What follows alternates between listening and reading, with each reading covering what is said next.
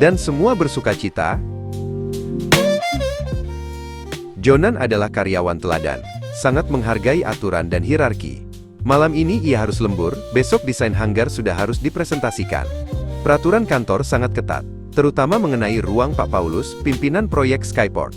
Ruangan itu menyimpan banyak dokumen dan prototipe yang masih harus dirahasiakan, terutama dari para pesaing. Walaupun terpasang kamera pengintai, tidak seorang pun boleh masuk tanpa izin beliau. Peraturan ini sudah seperti hukum tak tertulis yang dijunjung tinggi. Saat Jonan melewati ruang Pak Paulus, ia melihat ada keanehan. Dari celah jendela yang sedikit terbuka, ia melihat seseorang di dalam. Itu adalah Maldok, seorang manajer baru, yang terlihat memegang dokumen bertuliskan "For Your Eyes Only" milik Pak Paulus. Itu adalah dokumen yang sangat rahasia, yang tidak seharusnya disentuh siapapun tanpa wewenang. Dokumen itu pasti berisi data penting, yang jika salah tangan akan merugikan banyak karyawan. Jonan mengawasi lebih dekat. Lalu, ia menghubungi Kepala Satpam Fernando, yang kebetulan berada di dekat sana.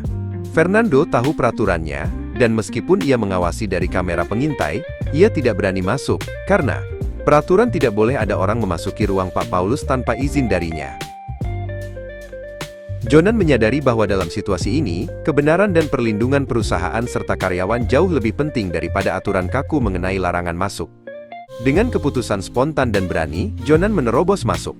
Ia langsung merebut dokumen dari tangan Maldok yang kaget, karena sedang sibuk mengubah angka di dalamnya.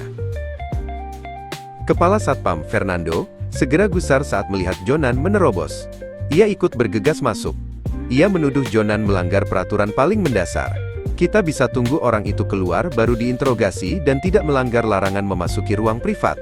Kamu harusnya lapor ke Pak Paulus dulu, bukan menerobos. Jonan membela tindakannya. Suasana sudah genting, dan itu adalah dokumen sangat rahasia.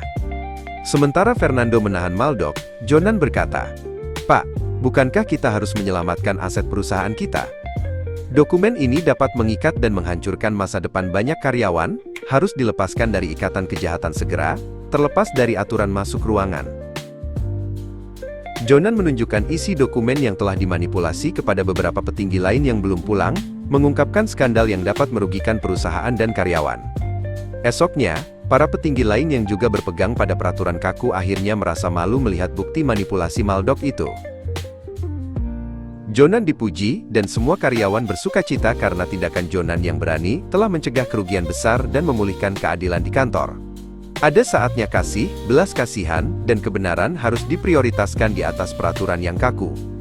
Keberanian Jonan untuk melanggar aturan kecil demi kebenaran besar menjadi teladan bagi semua.